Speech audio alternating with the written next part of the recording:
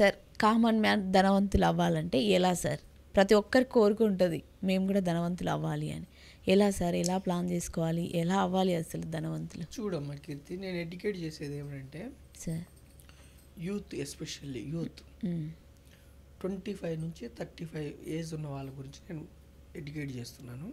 Sir మీకున్న పెద్ద advantage ఏమిటంటే యూత్కి టైం ఉంది. మీకు టైం ఆరిజిన్ అంటే మీరు ఇన్వెస్ట్ చేసిన డబ్బు పెరగాలంటే టైం ఇవ్వాలి. మీరు ఒక మొక్క పెట్టారు, వృక్షం అవ్వాలంటే కొంత టైం ఇవ్వాలి. వృక్షం అయిన తర్వాత ఎన్ని ఆటుపోట్లు వచ్చినా, అంటే గాలి దుమ్ములు కానీ పెద్ద పెద్ద వర్షాలు కానీ తుఫాను వచ్చినా కానీ అది తట్టుకోగలదు. ఓకే. అలాగే మీ ఫైనాన్షియల్ అసెట్ కొంచెం కొంచెం స్టార్ట్ చేసి ఒక 10, 15, 20 ఇయర్స్ టైం ఇస్తే సార్ మీరు ఆర్థికంగా నిలదొక్కుంటారు.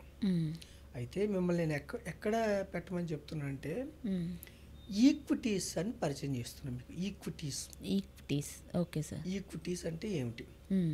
ఈక్విటీస్ అంటే కంపెనీస్లో ఓనర్షిప్. మీరు ఒక నెల ఉద్యోగం చేస్తున్నారు. అవును సార్. మీ చేతిలోకి డబ్బు వస్తుంది. అవును సార్.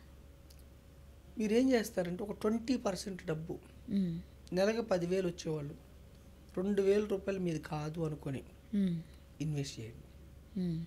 20,000 వచ్చేవాళ్ళు 4,000 ఇన్వెస్ట్ చేయండి.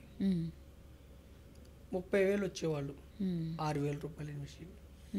ఒక 10 సంవత్సరాలు, 13 సంవత్సరాలు, అట్లీస్ట్ 10, 13, 15, 17, 20 మీ ఇష్టం.